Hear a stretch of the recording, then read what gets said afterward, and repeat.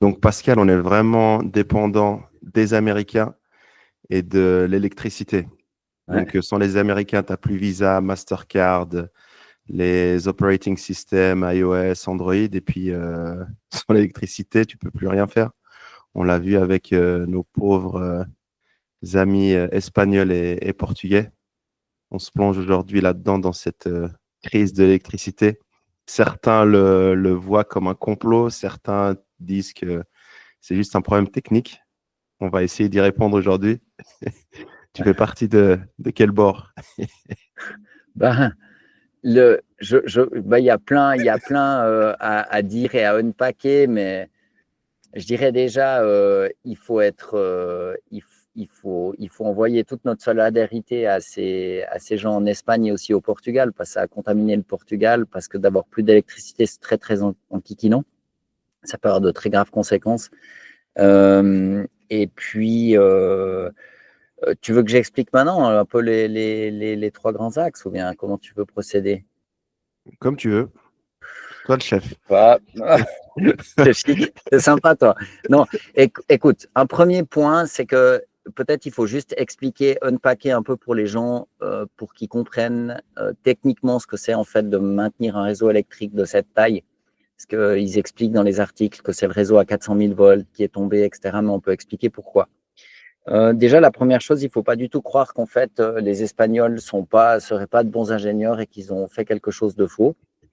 En fait, je pense qu'on assiste à la combinaison de trois facteurs. Le premier, c'est que maintenir un réseau d'électricité qui fonctionne, et on va expliquer pourquoi, c'est techniquement très difficile. On est tellement habitué à ce que ça marche de manière fiable, mais il y a des raisons qui expliquent pourquoi, en fait, maintenant, ça l'est moins. Deuxièmement, ça montre bien que la libéralisation du marché de l'électricité, c'est un peu une ânerie parce que ça fonctionne pas. C'est comme les trains en Angleterre. En fait, pour les choses qui demandent des investissements sur le long terme et qui sont stratégiques, c'est pas une bonne idée. Ensuite, ça nous montre à quel point l'électricité, en fait, c'est vraiment le système nerveux de la société moderne dans laquelle on vit. S'il n'y a plus d'électricité, il n'y a plus de 4G, de 5G, d'eau dans les robinets, qui coule du robinet parce qu'il faut des pompes. Les hôpitaux sont mal. Enfin bref, il n'y a plus rien qui fonctionne. Plus de communication, plus rien. Et puis, je pense, moi, qu'il faut l'interpréter comme un signal faible qui montre qu'en fait, en Europe, on a un écroulement des États. C'est une manière, en fait, de décrire, Attends, en fait, il faut revenir là-dessus, là. hein. Il faut revenir sur ta Mais je dernière pense que phrase. c'est ça. Il y a ce politicien français maintenant dont le nom m'échappe, mais il dit que on pourra. Comment ça s'appelle déjà c'est pas l'écroulement de l'État, mais il y a un nom. C'est pas les catastrophistes. C'est les gens qui disent que on va aller au-devant de grandes catastrophes parce que l'État va plus remplir les fonctions de base, comme c'est par exemple le cas à Haïti ou c'est le cas au complet.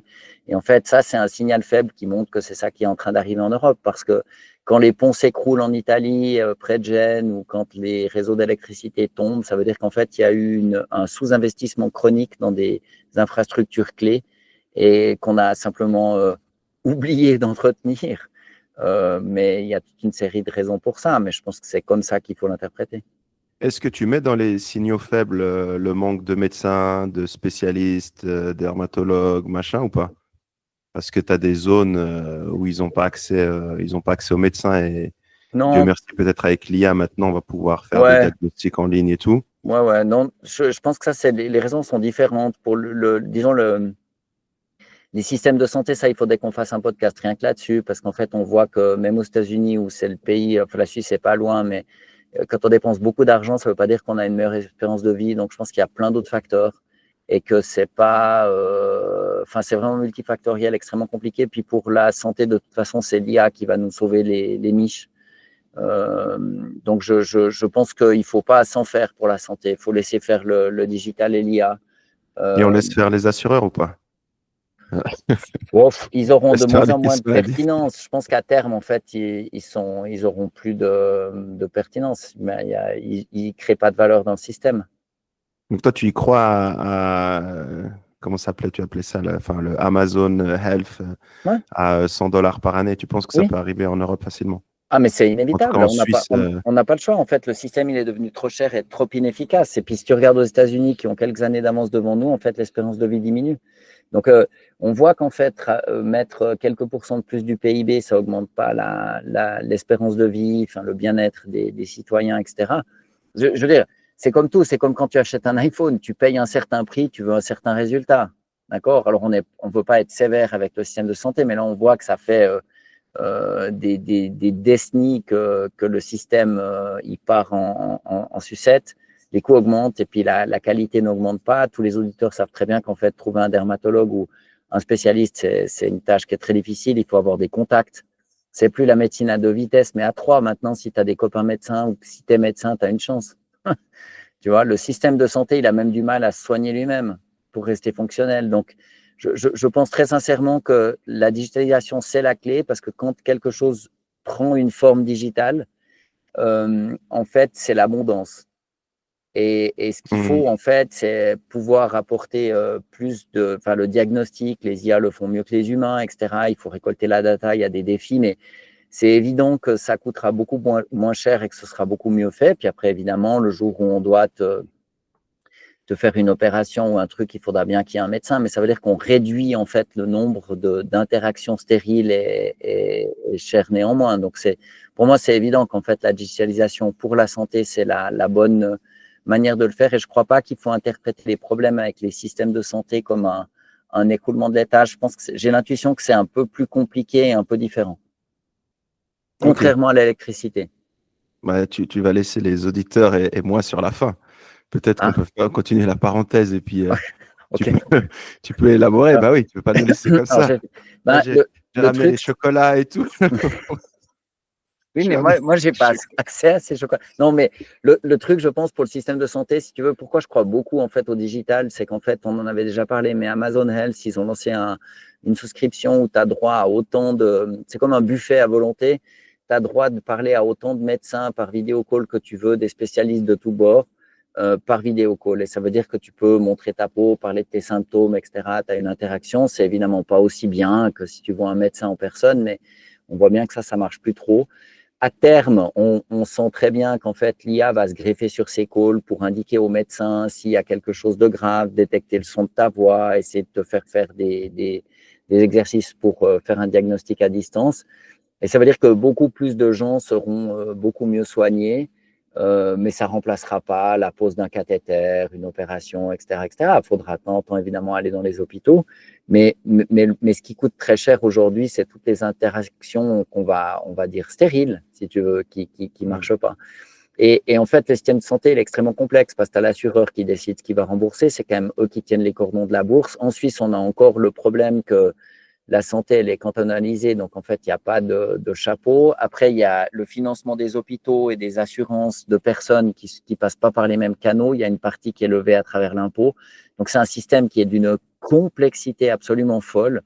Et ce que le digital va permettre, c'est mieux diagnostiquer plus vite, moins cher. Tu as vu cet épisode? Il y a une dame, enfin, il y a plusieurs personnes qui devaient se faire opérer justement à Genève. Mmh. Et comme il y a une petite guéguerre entre certains assureurs et certains hôpitaux privés, Ouais, eh ben, les assureurs, ils ont décidé de ne pas prendre en charge toutes les opérations. ouais. Donc, Mais oui, je voyais ça à la télé, une dame, elle devait se faire opérer. Si elle se faisait opérer, elle devait rajouter ouais. 10 000 francs de sa poche. Et du coup, elle a annulé, enfin, elle a delayed son opération, Oui, oui. quoi. Et 3 quarts de d'ailleurs, temps. à Lausanne, il y a aussi une clinique enfin, un hôpital qui a des problèmes parce que des assureurs sont plus d'accord de leur rembourser la taxe d'urgence. Donc, Ok. tu vois, tu peux regarder les deux côtés. Tu vois, l'assureur d'un côté, il dit non, mais attendez, les gars, ça marche pas, les prix augmentent, il faut qu'on fasse quelque chose, je paye plus la taxe d'urgence. Bon, je peux comprendre, ils ont des arguments. Puis après, tu as la clinique qui dit mais attendez, nous, les gars, le dimanche soir à 11 h du soir, on vous reçoit. Vous allez nous payer une taxe d'urgence. Ce que je comprends aussi. Moi, je n'ai pas envie d'aller travailler le dimanche soir à 11 h au bureau des pleurs. Donc, je peux complètement comprendre. Les deux arguments sont valables et on voit que le système, il n'arrive pas à se réformer. La preuve, c'est qu'en fait, les coûts augmentent absolument sans contrôle et la qualité des soins, elle n'est pas en train d'augmenter. Donc, en fait, on a un vrai problème. Du coup, si tu veux, je ne pense pas qu'il y ait dans ce système de santé suisse où tu as les assureurs, les cantons, les hôpitaux, les médecins, les pharmaciens, etc., tout ce système, qu'il y ait des gens qui soient de mauvaise foi et qui se disent ah ben moi je vais faire en sorte. Non, j'y crois pas. Je pense pas. Je pense que tout le monde essaye de faire bien. C'est simplement que tout ce système plus il coûte cher, plus les gens qui le composent s'enrichissent. Donc, en fait, ils en profitent. Mais il y a Mets-toi à des la médecins place qui sont d'un payés. assureur. T'as vu qu'il y a des médecins, juste en parenthèse, qui sont payés entre 300 et 350 000 francs suisses par année. Mais bien plus. C'est énorme. Mais bien Tu te, plus rends- que tu te ça. rends compte, enfin, du truc, 300, Ouais. 350 000 balles par année. Non, mais Toi, il y a ça des. te semble plus. Enfin, tu penses, Non, je moi, sais, en je tout te cas, le c'est une dis. source sûre. J'ai des amis qui en côtoient et puis je trouve ça énorme. Ça fait à peu près, ça fait quoi? Ça fait du 30 000 balles par mois, en tout cas. Ouais. Ah, mais easy, et il y en a, alors c'est encore un autre ordre de Un grandeur. autre level. Mais, ouais, ouais. Et toi, tu Mais, côtoies encore des gens un peu plus haut encore. non,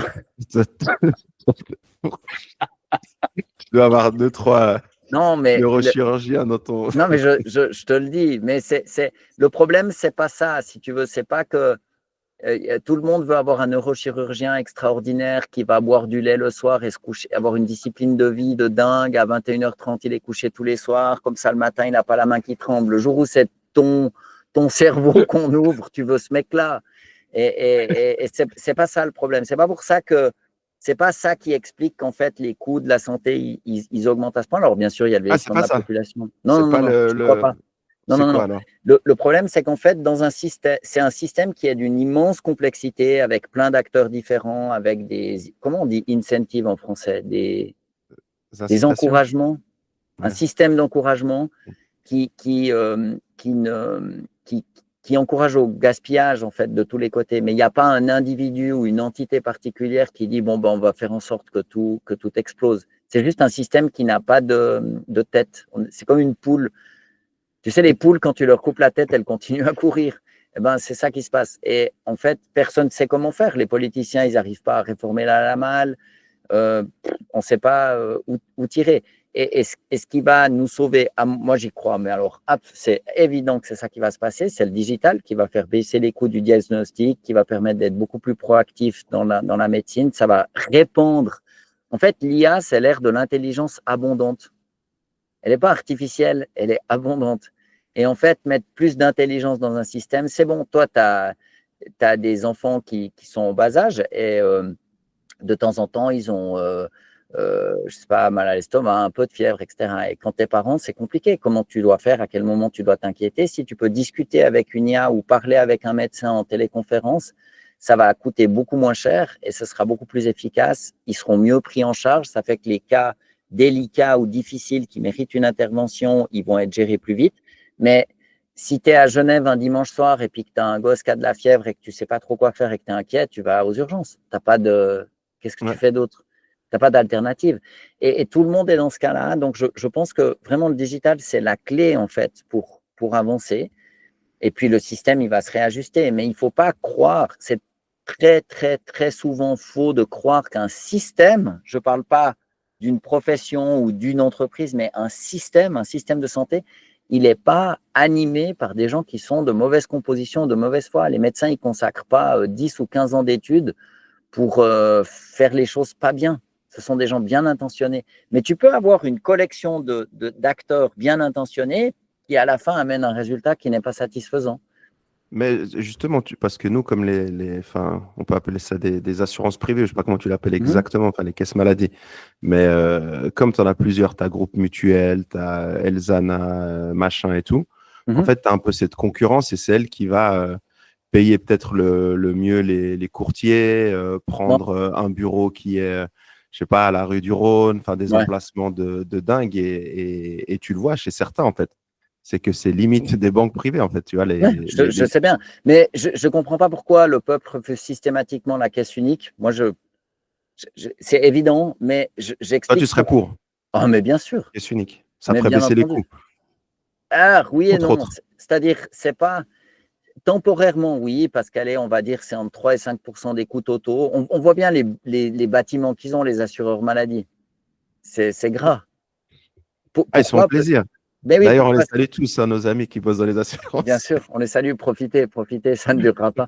Euh, non, mais le truc, c'est que tu peux regarder les bâtiments qu'ils ont, en fait. Tu vois bien que c'est gras et il n'y a pas de miracle. En fait, eux, ils touchent un pourcentage des coûts de la santé. Donc, plus ça coûte, mieux c'est.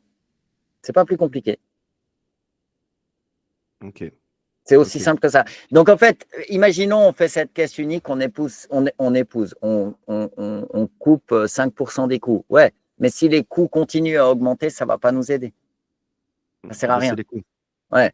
Ce qu'il faut, en fait, c'est changer quelque chose. Sinon, c'est Einstein qui disait de répéter la même chose et d'espérer un résultat différent. C'est ça, c'est la définition de la folie ou de la bêtise. Mais disons, je pense que la caisse unique, c'est une bonne chose parce que d'avoir deux caisses différentes, ça n'apporte pas de valeur.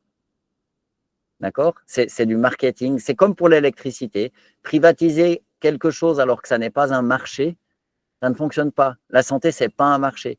Quand tu es malade, diabétique, unijambiste et aveugle, tu ne changes pas de caisse maladie à chaque automne. Tu es d'accord? Ah non, t'es Parce que blacklisté, c'est déjà, tu clair. ne vois rien. Non, mais le truc, c'est que si tu veux, changer de caisse maladie, ça va pour les jeunes en bonne santé, ça ne va pas pour le reste de la population. Donc, et il n'y a pas de vraie différence entre les caisses maladie. Donc, c'est évident que le problème, ce n'est pas la loi. C'est une assurance caisse maladie, elle pourrait proposer un deal qui est différent. Mais le problème, il n'est pas là. Personne renonce à sa vie parce qu'il trouve ça. Donc, ce n'est pas ça qui va le résoudre. Donc là, on pourrait simplifier et rationaliser les choses. Tu as fait des études FMH, tu es remboursé par la caisse unique, etc., etc. Et puis, basta cosy, ça ne pose aucun problème. Mais, et on éviterait de devoir changer de caisse oh mon Dieu, quel drame. Donc, ce serait beaucoup plus efficace, beaucoup moins cher et beaucoup mieux parce qu'on économise des coûts. C'est un peu comme, je ne sais pas, dans le canton de Vaud, il y a l'ECA, le truc de prévention des incendies. C'est un truc mutualisé, c'est obligatoire, ça coûte ultra pas cher, c'est ultra efficace et ça marche très bien. Donc là, je pense que c'est un faux débat, mais je pense qu'il y a eu trop de lobby. Mais ça n'est pas ça la solution. C'est-à-dire, c'est une bonne chose à faire, mais ça ne va pas faire que tout d'un coup, le système de santé il devient vertueux. Ce qu'il faut, c'est réfléchir aux différents incentives. Et pour ça, pour pouvoir faire changer ça, il faut amener une nouvelle manière de faire. Il Et on faut voit bien un... qu'on ne s'en tire pas avec la manière qu'on a maintenant. Et je pense que s'inspirer de ce que fait Amazon Health, c'est la clé. Avec des montres connectées, de la récolte de data et surtout de l'intelligence abondante qu'on propose en fait aux citoyens, responsabiliser les citoyens. Je doute que les citoyens aient vraiment envie de mourir. Ils n'ont pas envie d'être en mauvaise santé. C'est faux. Il faut simplement leur fournir des outils que maintenant on peut fabriquer qui vont les aider à faire de la prévention, à prendre en charge leurs maladies chroniques, etc., etc. Est-ce que tu verrais un Dodge à la Suisse pour réinventer ou pour changer un peu le système de... Non, parce que ce qu'il faut, si tu veux, je ne suis pas sûr que cette méthode, elle fonctionne. Le problème, ce n'est pas l'État, ce n'est pas la loi. Le problème, c'est d'amener ces technologies digitales et cette intelligence abondante dans la main des gens. Et là, je pense que les entreprises privées le feront bien mieux que Mais l'État. au risque qu'on coupe les freins de mon vélo, bon, c'est pas grave. Mais, mais T'as arrêté de faire du vélo. Il faut arrêter, Younes. Tu dois te réinventer. Arrête le vélo. mais je sais que enfin, c'est de source publique, hein, c'est que tu as pas mal de gens qui siègent dans les conseils d'administration de ces grosses assurances qui sont aussi limite conseillers fédéral, quoi. Donc Ouais, mais l'État, ils n'ont aucun intérêt, enfin tu parlais d'incentive, donc il n'y a aucun intérêt derrière à faire changer les choses parce que c'est la vache à lait, quoi, les Mais, assurances. oui, mais si tu veux, c'est pas pensé comme ça au départ. C'est une situation qui a la corruption, c'est trop cher c'est trop cher de lutter contre ça. Je te donne un exemple tout à fait concret. Regarde l'utilisation des emails, d'accord? Ouais, La Poste, c'est un truc semi-étatique où tu avais des conseillers d'État ou des conseillers nationaux qui siégeaient au board, etc., etc. OK. Mais la Poste, ils font un super boulot. Il n'y a pas de c'est vrai. problème. Tu postes une lettre en Suisse, ça arrive, il n'y a pas de souci. OK. Donc la Poste, ça marche. Et il y avait une espèce de truc de chaise musicale. Voilà. Bon, et pourquoi pas? En fait, des gens qui ont été préoccupés par le bien-être collectif, les biens communs et la nation, je pense que ce n'est pas tout à fait stupide qu'après ils aient géré la Poste. Je trouve ça c'est pas bête. Et bien sûr qu'on voit un petit peu l'avantage qu'il y a, mais c'est la vie qui est comme ça. D'accord? Qu'est-ce qui se passe maintenant avec la Poste? Ben, elle est remplacée par l'email. C'est pas qu'il y a eu une décision du conseil d'administration de la Poste de dire voilà, on va faire autrement. Ben, ils s'adaptent, puis avec les années, ben, ils se rétrécissent. C'est la vie. Donc, la technologie elle est venue du dehors et elle les a forcés à changer. Et c'est ça qu'il faut faire. Il ne faut pas essayer de réformer ça du dedans à la Dodge. Et puis alors après, l'autre truc, c'est que si tu veux faire des réformes qui tiennent, il faut les ancrer avec une méthodologie qui sont un tout petit peu plus solides. Ça, tu vois, il faut que ça tienne dans le temps et que ce soit efficace. Et c'est pour ça que je crois beaucoup au digital, parce que si l'intelligence abondante, elle aide les gens à être en meilleure santé, tout le monde va se mettre à les utiliser. Une autre analogie, moi je suis suffisamment ancien pour Attends, avoir… je peux Ouais, juste vas-y. faire une parenthèse sur la Ouais, Poste parce que tu parlais de la Poste et je trouve ça un super exemple. Tu avais l'ancien syndicaliste Christian le bras. Mhm. Levra, Il est qui excellent. lui justement était, qui se battait justement pour les employés de la Poste et Ouais, pour éviter les suppressions d'emplois. ouais. Et en fait, au final, qui a été embauché par la Poste pour faire le sale boulot. Mais Donc, ce n'est pas le sale boulot, c'est un boulot très difficile parce qu'en fait, la Poste, elle est concurrencée par les livreurs de paquets privés et par les emails qui en DPD, envoient moins machin. de Oui, lettres. c'est vrai. Et en fait, il fait Il faut un quand même boulot 7 milliards. super. Hein. Oui, mais c'est un boulot. La Poste, c'est une infrastructure comme l'électricité ou la santé qui est absolument clé pour un pays. Et en fait, moi, je suis très heureux que ce soit quelqu'un de bien. Moi, je ne le connais pas personnellement, mais de ce que je vois de son action de l'extérieur, je pense que c'est quelqu'un de bien. Et il a fait le mieux possible pour ses travailleurs. Mais la vérité, c'est que si les factures, elles sont envoyées par email ou e-bill et plus par poste Oui. courrier papier, ben, il y a besoin de moins. C'est la vie. Et autant que ce soit quelqu'un de bienveillant, qui joue le collectif, qui ait une vision, qui soit un bon politicien, ça ne m'a pas l'air d'être un mauvais choix. Même si j'imagine qu'il est critiqué de toutes parts, parce que les gens disent oh, mais vous avez tourné votre veste. Oui, mais c'est facile.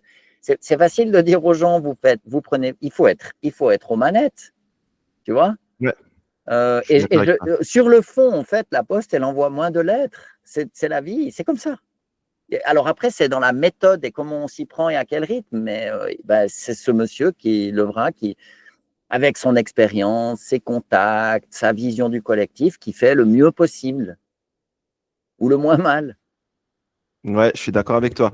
Et justement, pour en revenir sur, parce qu'on a fait une parenthèse santé, mais Mhm, c'est vrai que toi qui analyses les signaux faibles, donc l'énergie, t'en parlais aussi, enfin l'électricité, mhm. ça serait cool de revenir là-dessus. Donc, on a fait cette parenthèse santé, et puis justement, maintenant, si tu peux, enfin, le contexte, c'est quoi? C'est qu'en Espagne, Alors, Portugal, ouais. big blackout. Alors, Big Blackout, donc en fait, j'ai vu un post sur LinkedIn ce matin d'un venture capitaliste que je suis, qui est un mec plein de ressources, etc., qui était en vacances en Espagne avec sa famille, et il explique, en fait, il fait un long post LinkedIn pour expliquer comment il faut se préparer. Et il dit, il faut avoir des bougies, c'était compliqué, on n'avait pas d'eau, etc., etc. Donc, en fait, ne pas avoir d'électricité, ça, c'est le premier point. Le système électrique, il est tellement fiable, en tout cas en Suisse et en Europe de manière historique, qu'on ne pense pas à sa disponibilité. Tu arrives, tu appuies sur l'interrupteur, tu as la lumière. C'est tout le temps là, ça marche tout le temps. Et ce C'est qui se devenu passe un avec dû. pas un dû, mais c'est que il y a un Non, effort moi, je trouve que c'est technique un à dû, faire. quoi. Tu te poses même pas la question, est-ce que je vais Ouais. avoir de l'électricité aujourd'hui? Mais c'est parce que c'est hyper bien géré et hyper Ouais. fiable. C'est parce qu'il y a des générations d'ingénieurs qui ont fait un boulot de dingue et Mm. de techniciens et de techniciens de maintenance, etc. Des entreprises comme Roman d'énergie, les SIG à Genève et d'autres qui font un boulot de fou, de fourmi. Et en Suisse, le réseau, il est absolument excellent. Mais l'autre jour, j'étais à une conférence justement sur le sujet des réseaux électriques. Puis il y a quelqu'un qui me disait ah, mais en Suisse, on a surinvesti. J'ai dit non, non, non, je pense qu'on a très bien fait. Ça nous donne un peu de Ok. résilience. On a un super réseau en Suisse et on peut être reconnaissant à tous ces gens visionnaires qui ont su mobiliser les budgets, l'intelligence nécessaire pour mettre en place des choses bien. Il ne faut pas lâcher la rampe, là, il faut continuer. Mais c'est vraiment un truc c'est un peu comme les ponts, les infrastructures de génie civil.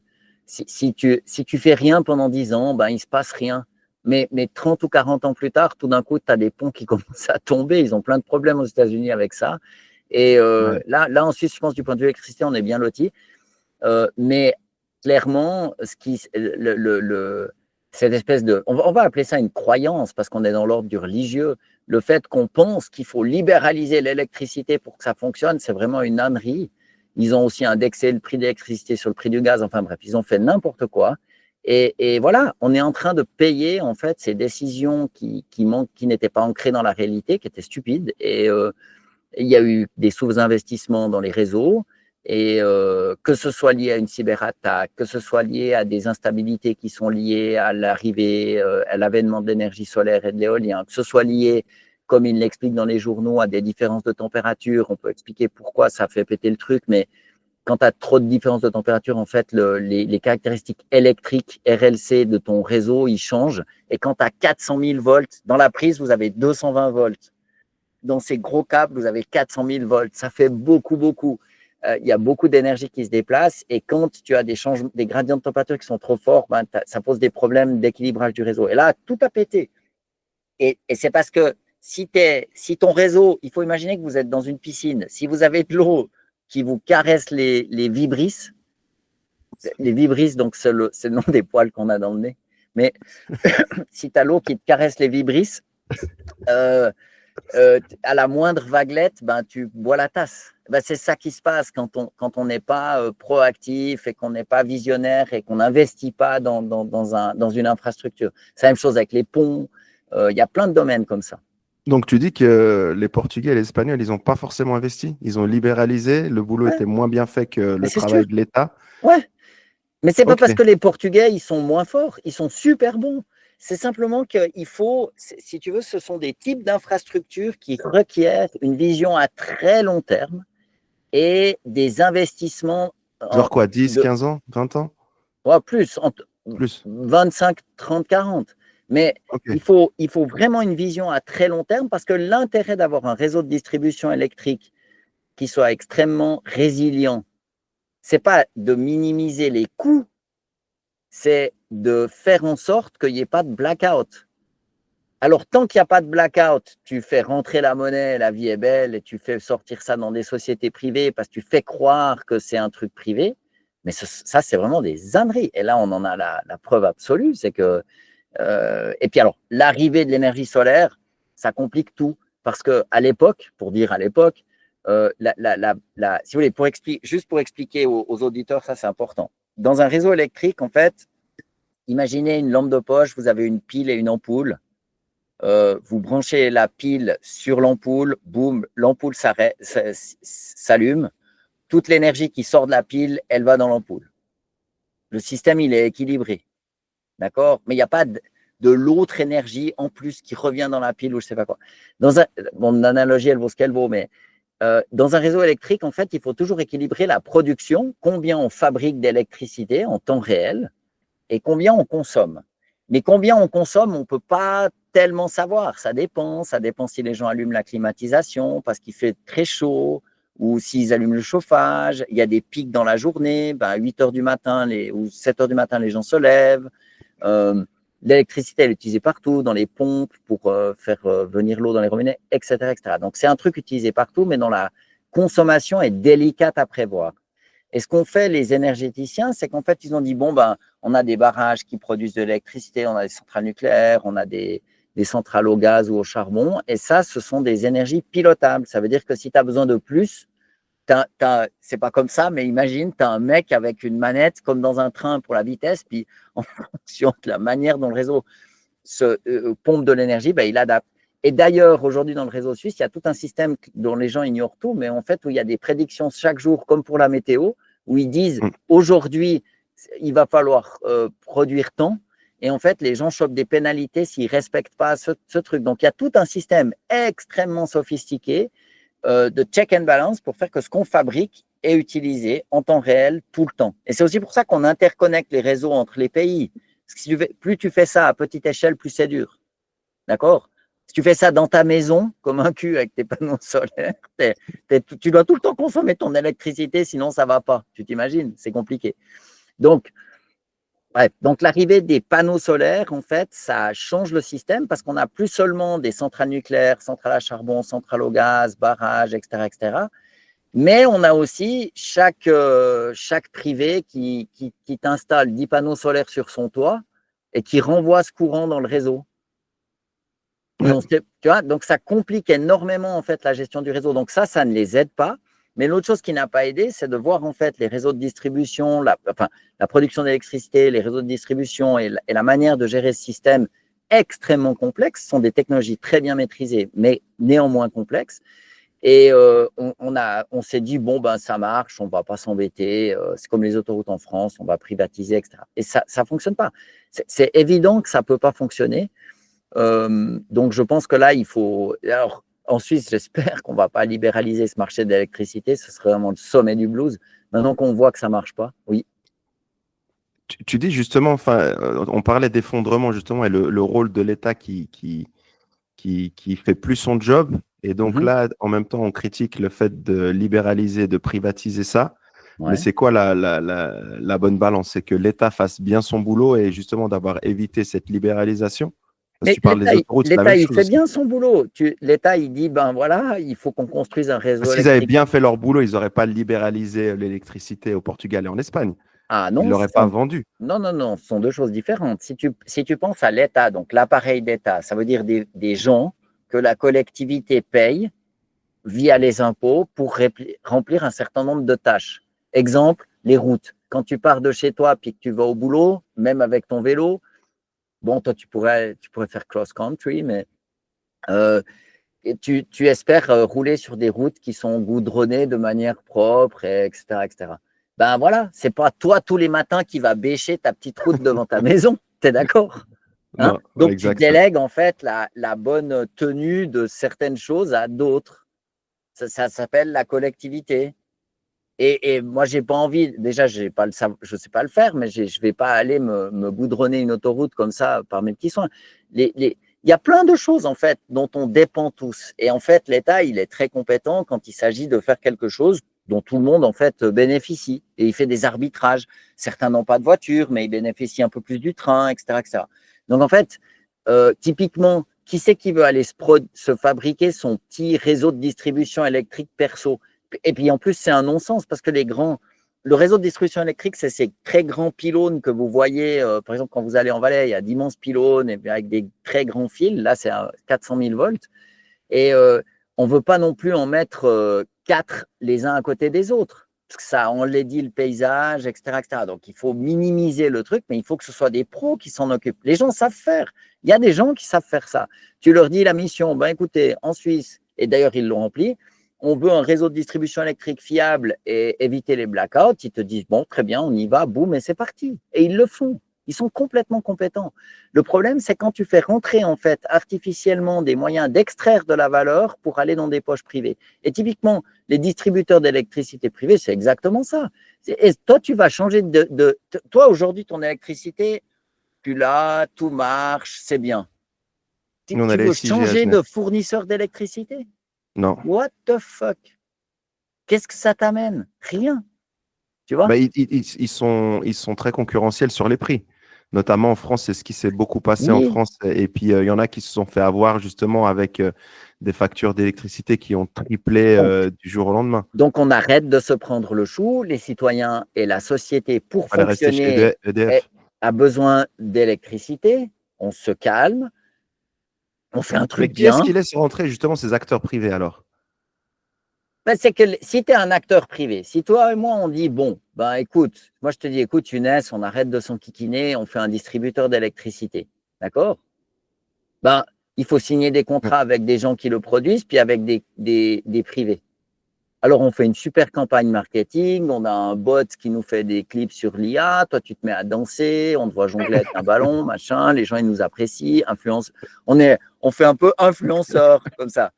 Et tout d'un coup, les gens, ils nous trouvent sympa, alors ils prennent notre électricité. On n'a rien fait, c'est que du marketing, on est un outil de facturation, tu vois. Et ça permet juste d'extraire, en fait, du profit. Mais le problème, c'est qu'à terme, idem pour les chemins de fer en Angleterre, toutes celles et ceux qui nous écoutent, qui ont déjà pris le train une fois dans leur vie en Angleterre, ils savent de quoi je parle. Hein. Il n'y a pas une fois. En Angleterre, quand tu prends le train, tu prends le bus. Parce que ton train, très régulièrement, il s'arrête et tu dois sortir et il y a un bus qui t'attend et c'est reparti. Donc, ça ne fonctionne Ouais, il pas. s'arrête 20 minutes, il repart, C'est machin. l'enfer. Et du coup, ça n'amène rien et on essaye de se faire croire qu'il faut tout privatiser. Moi, j'ai jamais travaillé dans le public, donc je ne suis pas un fan du public, mais il y a des choses où ça n'a aucun sens. Tu vois? Aucun. Ouais. Et donc, c'est ce qui s'est passé au Portugal, hein, pour revenir alors. Alors, c'est en Espagne, je crois que ça a démarré. Et ce que j'ai lu dans les journaux, mais ça, on verra, il faudra quelque temps pour que les ingénieurs fassent leur enquête. Mais il semblerait que la panne, elle soit due à des différences des gradients de température, ou des différences de température trop importantes. Mais la cause là derrière, et bien sûr qu'ils ne vont pas le marquer dans les journaux, c'est que le fait qu'il y ait des gradients de température, si tu as une équipe d'ingénieurs compétents qui sont en charge, et je suis certain que les Espagnols et les Portugais le sont, qui sont en charge de faire ça, eh ben, ils anticipent, ils mettent en place des systèmes pour absorber ces deltas. Donc, le problème, c'est on a sous-investi dans la résilience et on a surinvesti dans le marketing. On n'a pas besoin de marketing de l'électricité, mais on a besoin de hardcore engineering pour faire en sorte que ça marche, qu'il pleuve, qu'il neige ou qu'il vente. Un point, c'est tout. C'est engineering stupid. C'est pas ultra sexy. Parce que les impacts, ils sont assez lourds, hein. Enfin, je lis au Portugal, seulement 300 000 habitants sur 12 millions ont eu d'électricité. Les hôpitaux, ils étaient sur générateur. En Espagne, Madrid et la Catalogne, ils ont suspendu les opérations non urgentes. Communication 4G, 5G coupée, 4G bridée. 80% des antennes portugaises HS pendant 6 heures. Il y a quoi d'autre? Ouais, enfin, tout ce qui est pompe, pénurie d'eau en bouteille. Les gens, ils se sont battus aussi pour rentrer dans les centres commerciaux, dans les shops pour acheter ce qu'il fallait. Enfin, les CB, les cartes bancaires aussi inutilisables. Donc, c'est vraiment un bordel monstre. Bah, la civilisation dans laquelle nous vivons on est la civilisation de l'électricité. S'il n'y a plus d'électricité, il n'y a plus rien. Et la prochaine étape, c'est la civilisation de l'intelligence abondante dont le socle nécessaire est aussi l'électricité. C'est comme ça. Donc, en fait, de surinvestir dans la résilience des réseaux électriques et des moyens de production électrique, ça sonne comme une idée raisonnable. Et je pense, si on votait, je pense que la gigantesque majorité des gens diraient, ben oui, l'électricité fiable, c'est une super bonne idée, occupez-vous-en, tu vois, mais de l'énergie bien marketée. Ouais. Qu'est-ce qu'on en a à faire? Donc toi, le key learning de ce blackout, c'est n'allez pas chez les privés, quoi. Non, c'est pas n'allez pas, c'est il faut. Alors, pour les particuliers, je dis bien. Pour les ouais, auditeurs mais qui nous écoutent. si tu as une société étatique en fait qui produit et distribue l'électricité, les entreprises qui consomment plus que, tu vois, je sais pas si tu as une entreprise qui fond de l'aluminium et que tu as besoin de quantité gigantesque d'électricité, tu t'adresses à ces gens et puis ils te font un deal custom. Mais ce que je veux dire, c'est pas ça. L'enjeu, c'est le niveau de résilience de ces systèmes techniques. En fait, ils demandent une vision à long terme. D'accord? Et en fait, il faut investir dans la résilience et pas dans le sexy d'avoir un joli logo. Tu vois? Oui, oui. Ça n'a pas besoin d'être sexy, il faut que ce soit efficace. Non, mais Dijon, imagine, toi, tu es boulanger ou justement, tu as une petite boîte et tout. Tu fais quoi? Est-ce que tu te dis, je reste avec EDF ou avec les SIG ou machin? Mais ou est-ce que je me dis, je vais sur quelque chose de moins cher? Non. Moi, alors, je resterai avec l'acteur le plus gros et le plus étatique, ça, c'est sûr. Moi, personnellement, je suis Romande Énergie, je pense qu'ils sont très bons. Les SIG aussi, c'est très bien. Mais le truc que là, mon commentaire, c'est pas pour le mec qui est boulanger, c'est collectivement, comment est-ce qu'on résout le vrai problème? Eh ben, on prend conscience que ce qui importe dans un système de production, de distribution d'électricité, c'est la fiabilité et la résilience du système. Et ça, tout le monde comprend que si tu veux faire quelque chose d'extrêmement fiable et d'extrêmement résilient, eh ben, il faut que des gens s'en occupent. Et je pense que pour ce type l'électricité, en fait, c'est un problème régalien. Voilà, c'est une autre manière de le dire. Et je pense que c'est comme ça qu'il faut résoudre le problème.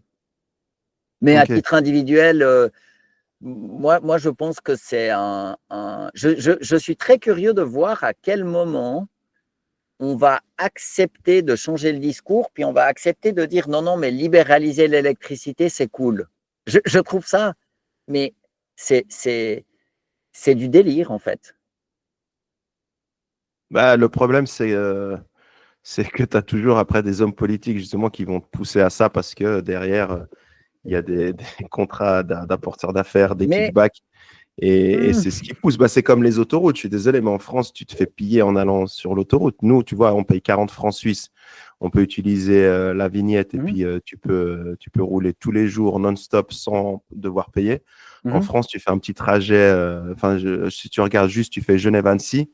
Je crois que le péage, il est à 10 euros Non, non, mais pour 50-60 km. il n'y a pas Donc, photo. tu Ça te veut fais dire piller, quoi. qu'en Suisse, on en a fait un bien commun avec un système Ouais. tout simple et on ne s'embête pas à faire des péages en sortie d'autoroute.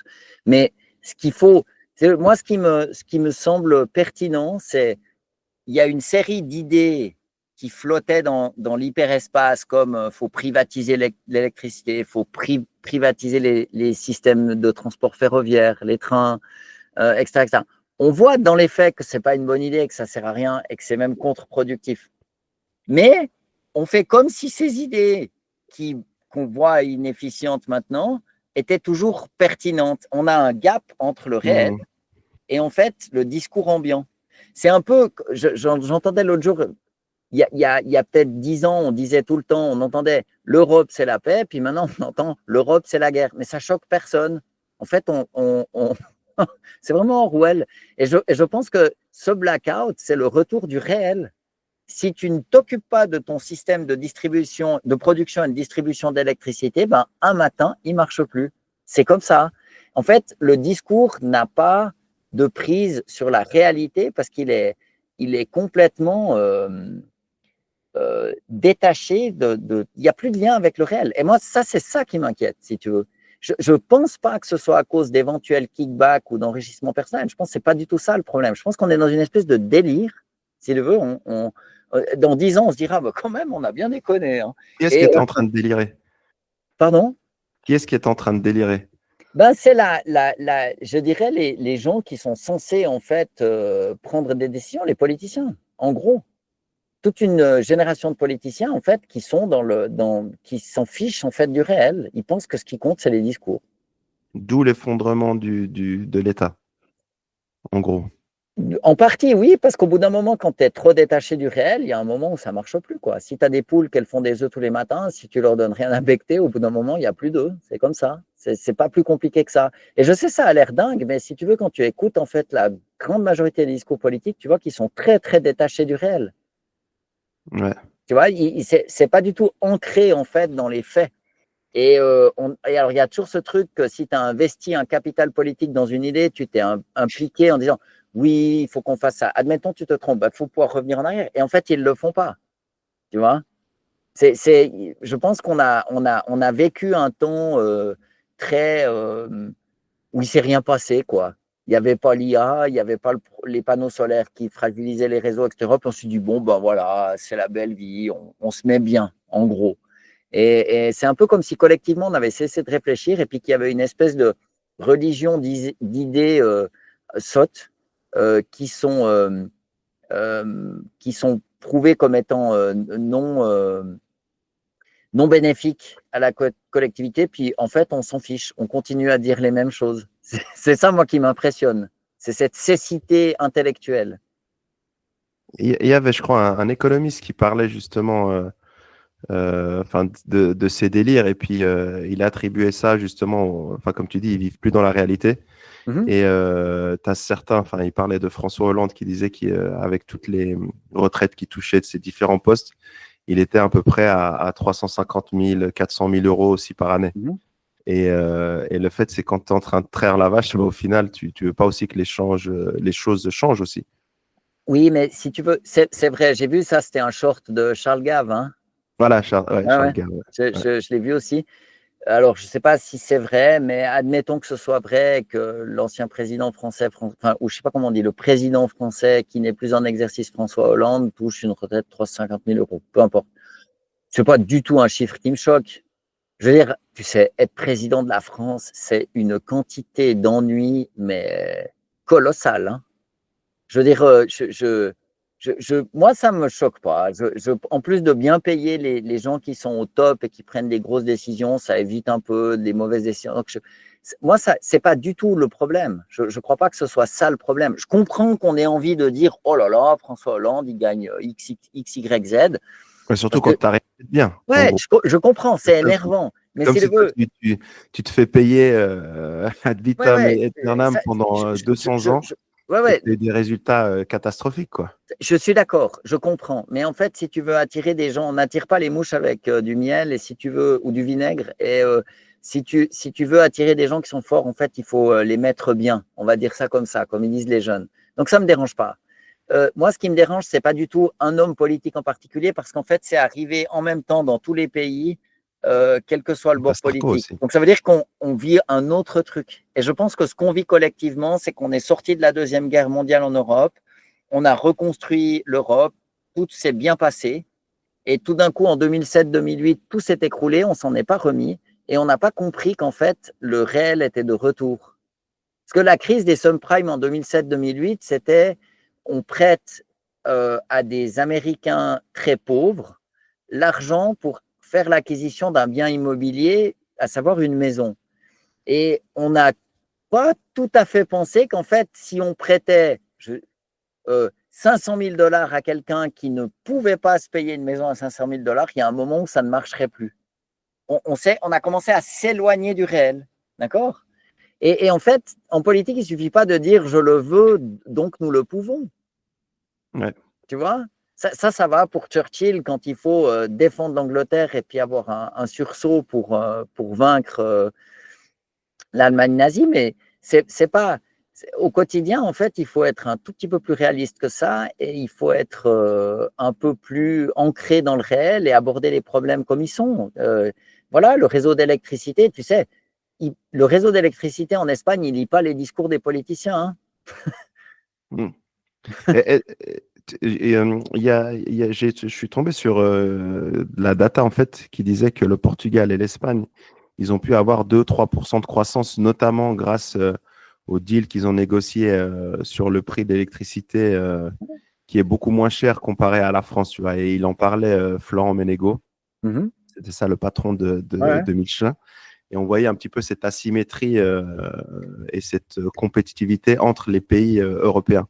Je ne sais pas ce Oui. que tu en penses. Si tu arrives à utiliser justement le prix pour faire un effet de levier, c'est aussi intéressant. Peut-être l'État, on l'a utilisé pour cela. Oui, mais à ma connaissance, ce qu'a fait l'Espagne, en fait, ils sont sortis de cette espèce de règle européenne où, je ne sais pas si c'est une loi, mais ils ont activé une clause particulière pour dire qu'en fait, ils allaient cesser d'indexer le coût de l'électricité au prix du gaz. Et je pense que les Ouais. gens qui ont décidé ça, ils avaient une idée en tête. Ils se sont dit, oh, c'est une bonne idée. En fait, c'est une idée à la con. Et quand il y a eu ce conflit en Ukraine, bah, le prix du gaz a augmenté. Et puis, du coup, l'électricité s'est envolée. C'est ce qu'on a vu dans plein de pays, notamment en France. Ça te fait, et en Suisse Mais aussi. l'électricité en Espagne, elle est 30% moins chère Oui, qu'en parce France. qu'ils sont sortis en fait de ce Voilà. mécanisme de calcul européen. Et ça, c'est exactement mon propos. Les discours ou les lois, ce sont des discours. C'est un truc inventé, on marque sur un bout de papier, on dit bon, bah maintenant, bam, c'est comme ça. Alors, les discours des politiciens, c'est encore plus éthéré, mais le réseau électrique, ils s'en fichent. D'accord ? Et en fait, c'est pas parce qu'ils n'avaient pas appliqué les règles européennes, c'est parce qu'il y a eu dans les pays développés, et c'est valable pour les infrastructures génie civil, les ponts, les tunnels, et pour les infrastructures électriques, un sous-investissement parce qu'on a oublié que si on n'investissait pas dans la résilience, ben, ça finissait par marcher moins bien. Ça pourrait être un choix collectif qu'on fait. On dit, je ne sais pas, maintenant, si tu es au Liban, je ne suis pas sûr que tu as plus que X heures d'électricité par jour. Les gens s'adaptent. C'est OK. Mais ça n'est pas la même vie. En Afrique aussi. Voilà. Il y a plein d'endroits dans le monde où, en fait, bon, bah, allez, on a de l'électricité pendant 1 heure, on fait vite tourner une machine et t'en profites. OK, on peut. Mais moi, je ne dis pas que la société, la vie en société est forcément meilleure si tu as tout en électricité, mais quand même, c'est agréable, tu appuies sur ton interrupteur, tu as de la lumière, etc. Donc, je pense que pour notre civilisation, c'est indispensable. Alors, est-ce qu'on doit sortir de ces règles européennes? Complètement. Parce que ça sert à quoi en fait? tu développes tes infrastructures, tu fais Mhm. ta propre énergie. On en parlera après aussi. Tu peux sortir des solutions chinoises et tout. Et au final, après, au-dessus, tu as des règles de l'Union Mais européenne il ne faut pas les adopter, c'est tout. Si tu veux, elles sont déjà. En fait, ce qu'on voit maintenant, c'est qu'elles sont. Ils n'ont de cesse que de se prendre les pieds dans le tapis. C'est ça qui est en train Donc, d'arriver. c'est Mais catastrophique. je pense que ça date de. Moi, je daterais ça à 2007-2008. Tout d'un coup, le réel a commencé à nous rattraper. Et en fait, maintenant, on revient dans la réalité. On y est plein pied. Et il faut surtout pas. Je ne dis pas que c'est facile de définir la bonne règle et de prendre les bonnes décisions, mais il ne faut pas entrer en religion. Tu vois, il faut pas être croyant. En fait, il faut être pragmatique. Voilà, c'est ça. Mais typiquement, comment il s'appelle notre conseiller fédéral là le vaudois. Parmelin? Parmelin, c'est très bon ça. Ce qu'il faut, c'est du parmelin. C'est la bonne attitude. Le mec, il est pragmatique. Il est calme. Il regarde le réel. C'est mieux que Berset, en tout cas. Je sais pas, je connais pas Berset, mais il Ah, faut. Berset, il nous a fait du mal pendant le Covid. Et puis maintenant, il bosse pour l'Union européenne, donc il est Ouais, content. puis surtout, il était en charge de la santé, puis il n'a rien réformé. En fait, c'est rien passé. Le Non, système, tu vois, il l'a eu en main. Tu vois, quand tu as eu un c'est du système flop. en main pendant 6 mois, tu peux dire, j'ai pas eu le temps, mais quand tu es resté, je sais pas, 12, 13, 14, 15, je sais pas combien d'années est resté, tu portes une lourde responsabilité, c'est sûr. Exactement, exactement. Moi, je suis d'accord avec toi. Parmelin, je trouve pas mal d'ailleurs qu'il est parti avec Karine Keller-Sutter Ouais, pour négocier les tarifs pragmatique. avec les États-Unis. Il m'a l'air d'être bon. Mhm. Si tu veux, c'est exactement, on faisait on peut faire la même analogie en fait avec Levra qui est à la Poste, où en fait, Levra, c'est quand même un mec pragmatique. Quand tu es le président du conseil d'administration de la Poste, voilà, il faut trancher, il faut avancer, il faut regarder le réel. Tu peux pas juste rêver, bailler aux corneilles et faire des cocottes en papier. Il faut prendre des actions. Et moi, je pense que c'est maintenant ça qu'il faut faire. Il faut revenir en fait à une action politique qui soit ancrée dans le réel et qui soit plus de l'ordre de la croyance, quoi. Et justement, pour parler d'action politique, on sait que maintenant, les Chinois, c'est les numéros 1 mondial dans tout ce qui est batterie. Mhm, Tu as Cattle et puis BYD qui dominent ce marché. D'ailleurs, moi, j'étais un peu étonné de voir deux compétiteurs aussi gros qui se tirent la bourre un peu entre mhm, Cattle et BYD. Il y a un article qui est sorti il y a quelques jours en arrière qui disait que Cattle il faisait une meilleure ouais. batterie que BYD. Et justement, ça peut être une solution de stocker, notamment dans les Tesla Megapack, stocker de l'énergie. Mais pourquoi est-ce qu'on n'utiliserait pas de technologie chinoise? Bah, c'est ça, en fait. Qui est-ce qui décide Mais d'où? Mais d'où? Déjà, tous les gens qui nous écoutent, ils ont bien un iPhone ou un Samsung, c'est fait soit en Chine, soit au Vietnam. Donc bon, je vois pas, tu vois, les gens, ils votent avec leurs pieds, c'est-à-dire, ou le porte-monnaie, ça les dérange pas trop. Je vois pas pourquoi. Mais encore une fois, c'est pas l'enjeu. L'enjeu, c'est de dédier les ressources nécessaires avec la mission, avec une mission qui est suffisamment claire pour que les professionnels puissent choisir les bonnes technologies. Et si elles sont en Chine, mais super. Bah, elles sont clairement en Chine, hein. Là, Ouais. il disait par exemple, une ferme solaire en Andalousie alimentée 10 000 foyers pendant 6 heures grâce à Cattle, grâce à une batterie Mhm. Cattle. C'est Oui, énorme. mais si tu veux, ça suffira pas. C'est-à-dire que ça c'est un système tout décentralisé, mais je pense qu'il faut quand même un retour on va appeler ça des électriciens stratèges. Il faudrait peut-être construire une ou deux centrales au gaz, une ou deux centrales nucléaires, etc. Il faut mettre du réel dans notre système électrique parce que de On revient aux dire centrales nucléaires. mais bien sûr, Aux États-Unis, ils le font aussi, hein. mais il faut, mais Microsoft c'est est en train évident de. qu'il faut le faire. C'est évident parce qu'en fait, euh, Donc, tous les écolos qui nous ont si tu cassé veux la tête pendant des décarboner et années. puis avoir un système d'électricité fiable, ben, il n'y a pas tellement de miracles, il faut du pilotable. Et en fait, si tu ne veux pas le faire, alors il faut accepter que de temps en temps, ben, tu vas sur ton vélo d'appartement à la cave, pas pour exercer tes jambes, mais pour faire que tes gosses ils puissent lire un livre le soir. Il faut choisir. Ah, moi, je suis d'accord avec toi. Je suis d'accord avec toi. Je dis juste que pendant 30 ans, on nous a saoulés avec les centrales nucléaires, il faut tout électrifier. Et au final, maintenant, Mhm. tu as des choses comme ça qui arrivent. Ça reste anecdotique, anecdotique. Mais je pense que tu as des solutions, comme tu le disais, de la Chine qui pourraient émerger. Ouais, Et on mais parle des. Ouais. moi, Tu as les panneaux solaires, tu les, as les- les les- les- batteries. ouais, la Chine, ils forment énormément d'ingénieurs, ils sont très très bons, ils construisent des centrales nucléaires à plus savoir où les mettre. C'est des quantités ahurissantes. J'avais lu un chiffre, je crois que dans 20 ans, ils auront 3 fois la capacité de production énergétique des États-Unis, truc de cet ordre de grandeur. Waouh. Donc, si le veut, ils sont extrêmement forts, mais on a aussi ABB en Suisse, on a d'énormes connaissances en France, EDF et tout, ils sont super forts. Donc, il y a pas, c'est bien un domaine où on pourrait, mais On n'aurait dans pas la besoin d'eux, tu technologie, dis. on est dans un système connecté. C'est comme les universités. Le savoir, il ne reste pas coincé comme ça à un endroit. Donc, il faut simplement mettre en place des systèmes qui délivrent ce dont nous avons besoin. Et moi, je pense que ce dont on a besoin, c'est un système électrique de production et de distribution qui soit extrêmement fiable. Plus d'énergie, c'est mieux, Ouais. mais Et donc, fiable. et donc, tu proposes quoi alors? Si on te mettait, Ben, il faut si on te arrêter de mettait maintenant, il faut, il libéraliser quoi, faut, tu il faut stops. pas libéraliser le marché d'électricité et puis il faut clarifier la mission qui est résilience, compatibilité avec les énergies renouvelables, solaire, éolien, empowerment des individus. Je veux me mettre un petit panneau solaire chez moi, comment je fais, comme ça on gagne aussi encore en résilience, mais il faut que le réseau puisse l'accepter. Et puis moi, ben, en Suisse, je prolongerai déjà les centrales nucléaires qu'on a, déjà, hein. Quitte à mettre au pot pour les pimper, quoi, faire ça un peu mieux, puis j'en construirai une ou deux de plus, ou je les remplacerai, Ok. enfin, tu vois, je ferai un truc comme ça. Ouais. Mais je Et, pense que c'est ce qu'ils voudraient faire, mais ils n'osent pas le dire. C'est ça le problème, si tu veux. Le problème, c'est qu'en fait, les politiciens, ils devraient faire le lien entre ce qu'il faudrait faire, mais qu'on n'a pas envie d'entendre, et puis, euh, et puis la religion, quoi. La religion, je dis non, mais ça, c'est mal. Ça, c'est pas bien. Tu vois? ah bah nous, on va se faire taper sur les doigts en parlant de centrale nucléaire, ça c'est sûr. Mais C'est après, possible. il faut Mais être moi, je reste pragmatique, comme ouvert. tu le Moi, dis. je suis complètement du côté de Jancovici.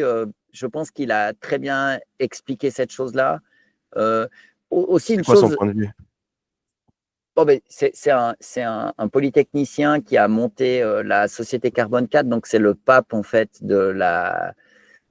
euh, de la décarbonation, on va dire, de l'économie. C'est vraiment quelqu'un de très, très fort qui a consacré les 20 ou 25 dernières années au sujet. Donc, c'est pas. Ah, il est venu plusieurs fois donner des conférences à Genève aussi. Oui, et d'ailleurs, Ouais. tout son cours à l'école des mines est en ligne hein, sur YouTube, Ouais. gratos. Euh, Hyper fort, hyper bien. Et en fait, il explique qu'en fait, l'énergie nucléaire civile, ça fait très peu de dégâts et que c'est extrêmement fiable et que c'est décarboné. Et si quelqu'un a une meilleure idée, la question, c'est pas de savoir si le nucléaire, c'est bien. La question, c'est si en fait, on veut avoir de l'énergie pour maintenir cette civilisation, il n'y a pas 36 000 manières si on veut de l'énergie décarbonée. Et ça, c'en est une. Et du coup, il ne faut pas être jusqu'au boutiste et ce n'est pas pour faire l'argument que oui, bon, ben, on va aller mettre une centrale nucléaire dans ton jardin. Mais non, maintenant, il y a aussi donc, il faudrait prolonger les centrales actuelles. Et puis, il y a aussi maintenant des nouvelles manières de faire avec des centrales plus petites, etc., etc. La technologie, elle a évolué. Il faut arrêter de se projeter comme ça c'est l'espèce de retrait. On voit bien en Espagne, quand il n'y a plus d'énergie, ben, c'est pas rigolo. Ah, c'est retour au Moyen-Âge. Carrément, tu peux plus utiliser ton téléphone, t'as plus Ouais, d'eau, t'as plus c'est embêtant. Et ça d'électricité. fait des morts. Hein. Je crois que une Ah bah grande oui. panne énergétique de quelques jours, c'est le truc qui fait le plus de morts. Hein. Ah bah tous ceux qui C'est, sont je crois que déjà c'est dans les pire. hôpitaux J'ai et demandé tout. parce que j'ai un copain qui travaille au SIG, mais je crois que c'est pire que les tremblements de terre. Ok. Un vrai blackout prolongé, c'est une catastrophe. Ouais. Tu penses qu'il va s'en reproduire en Espagne ou au Portugal ou c'était Ouais, normalement pas? si c'est réellement lié à des deltas de température, ça veut dire qu'en fait, il y a eu un manque de pilotage en fait, de ce système extrêmement complexe. Ce n'est pas un manque de compétences, c'est un manque de moyens de piloter les investissements dans ce réseau et de mettre la résilience qu'il faut. Et je pense que ça arrivera dans d'autres pays, c'est évident. C'est évident parce que si tu construis un système, il faut le bichonner pour qu'il marche bien. Tu sais, c'est un petit peu comme dans la cale d'un bateau. Tu as toujours un mec avec une burette qui va mettre un peu Mm. d'huile. C'est un type qui cause pas beaucoup, très costaud en général. Puis il fait en sorte que tout marche bien. Et c'est ça, en fait, les énergéticiens qui gèrent le système. Ce sont des gens qui sont dans la cale pour faire en sorte que nous, on puisse kiffer notre life et faire des podcasts. Voilà. Donc on leur dit merci. Mais il faut les laisser bosser, quoi. En gros, c'est ça. J'aimerais revenir sur les mots forts que tu as eu au début, enfin, que tu as répété 2, 3 fois sur Mhm. l'effondrement de l'État. Mhm. Tu vois quoi comme autre signal faible? Le fait que le discours il soit plus du tout ancré en fait dans le réel, tu vois, à partir du moment l'État, si tu veux, c'est un groupe de gens et en fait, ils travaillent pour nous. Le souverain, c'est le peuple. Ok. Donc en fait, Théoriquement. les mecs, ils ont une mission, quoi. Et ils sont dans le, ils font beaucoup trop de nudging. Tu sais, nudger, c'est tu as toute une série de techniques pour en fait convaincre les gens Mm. de faire un truc qu'ils n'ont pas envie de faire. Donc ça, c'est un premier signe. Deuxième signe, c'est l'utilisation systématique de la catastrophe et de la peur. Oh mon Dieu, il y a ce truc qui va se passer, il y a ce truc qui va se passer. On est toujours foutu. Ouais. Dans le discours public, il y a toujours cette espèce d'appétence pour les grandes catastrophes. Surtout pour les jeunes en plus, ça leur donne Pas que aucune les perspective d'avenir. âgés Mm. aussi, les gens comme nous qui avons des familles aussi. Si tu veux, Faut pas avoir d'enfants, il faut pas avoir de voiture, il faut pas manger de ouais. viande, il Mais faut pas. c'est ce recours, si tu veux, à un discours catastrophiste répété et puis pas juste, OK, les gars, là, il faudrait se préparer. Par exemple, ils ont nudgé les Français en leur disant qu'il fallait, ils ont fait cette vidéo, là, l'Européenne qui a fait une vidéo pour dire qu'il fallait se préparer en cas d'attaque et de guerre. Il fallait, tu sais, t'en avais Ah, le parlé une fois. fascicule. Le Ouais, fascicule. le fascicule. Bah, Chaque Français a reçu un fascicule à la maison. ça, c'est du nudging parce qu'en fait, il n'y a aucun problème avec la Russie. Et puis, en fait, si tu commences à dire aux gens, bah, maintenant, vous avez raison d'avoir peur, au bout d'un moment, tu te dis, ouais, bon, quand même, toi, tu vas dire à ton épouse et à tes. Ouais, bon, quand même, les mecs, il faut qu'on se prépare parce que c'est quand même chaud. Et cette espèce de recours à la peur systématique, je pense que c'est un très mauvais signe parce que ça veut dire qu'il y a une volonté, en fait, de maîtrise des foules parce qu'ils ont. Et ça veut dire qu'ils ont peur, eux. Je ne pense Ouais. pas qu'en fait, les gens qui bossent au Migrolino ou à Carrefour, ils aient peur. Je ne crois pas. Mm. Ils sont juste prisonniers d'un système où en fait, on décide de leur faire peur. Donc ça, c'est un très, très mauvais signe. L'autre truc que je trouve qui me semble être un signal faible, c'est que quand pour des choses comme le réseau électrique, en fait, on délire plein pot parce que c'est un problème d'ingénierie qui est vieux comme le monde et qui est résolu, mais en fait, on ne veut pas le résoudre. Alors, quand il n'y a pas de solution, tu vois, le système de santé, c'est pas qu'on peut dire, bon, bah, les gars, on a une solution, c'est du tout cuit, je vous garantis que ça va marcher. Non, il va falloir être dans l'essai permanent et la réinvention. Mais l'électricité, c'est pas c'était Nikola Tesla, hein, qui, je veux dire, les lois de Maxwell, enfin, c'est quand même, c'est du vieux boudin, ça. C'est pas, c'est pas genre de la science qui vient de faire la une de Nature il y a 2 semaines. Ce sont des choses qui sont absolument connues et maîtrisées. Et si on le fait plus, ça veut dire qu'on a un problème avec le réel. Et ça veut dire que collectivement, on n'arrive plus en fait à s'intéresser aux choses qui comptent en fait dans la vraie vie. Une autre chose pour moi qui est extrêmement inquiétante comme signal faible méta, c'est qu'en fait, partout dans le monde, on voit en fait la fertilité qui chute de manière extrêmement importante. Et je n'ai jamais vu d'explication très convaincante sur le pourquoi du comment. Mais en fait, une société qui décide de ne plus d'être en dessous du seuil de reproduction, comme par exemple c'est le cas maintenant en Italie, en Corée. Je crois qu'en Corée, ils vont diminuer la population par 2 en 2 générations. C'est ahurissant, tu vois. Et C'est fou. en fait, un collectif, en fait, on est comme des lemmings qui fonçons vers le précipice. Alors moi, mon message, c'est pas du tout.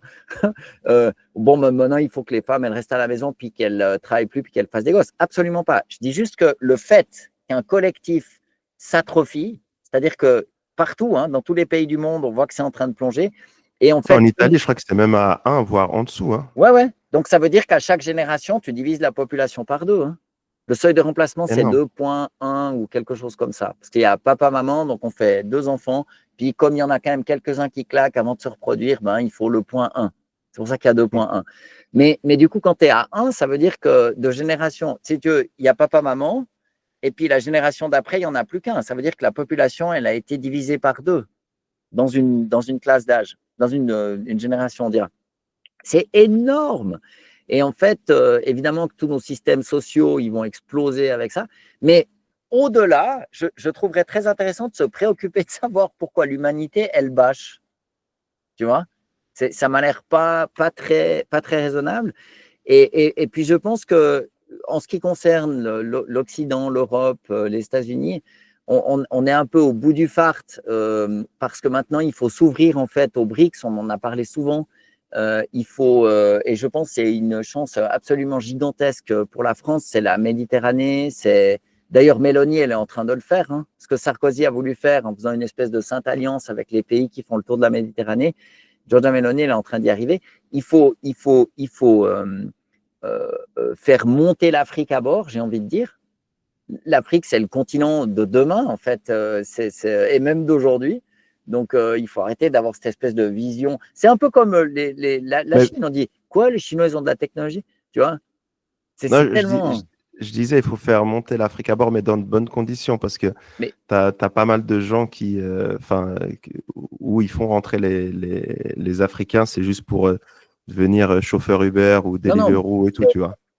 il faut les faire monter à bord, je veux dire, du bien-être de ce qu'ils voudront prendre de ce mode de vie et partager ces richesses. Donc, il faut entrer dans un monde multipolaire.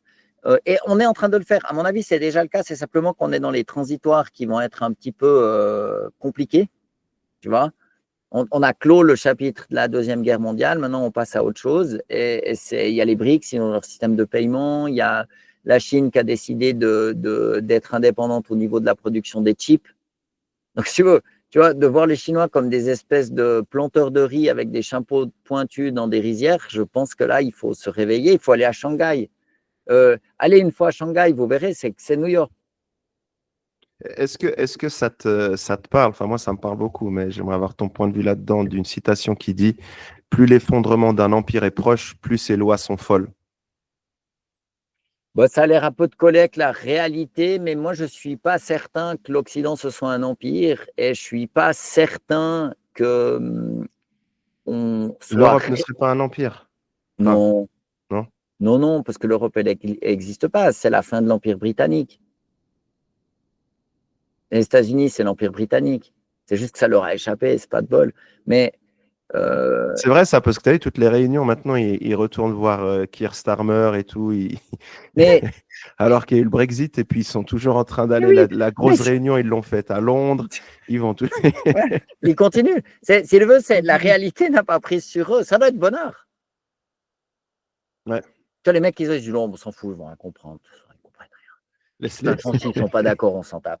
Et en fait, je pense qu'il faut, il faut passer la seconde en fait pour s'ancrer un tout petit peu plus dans le réel.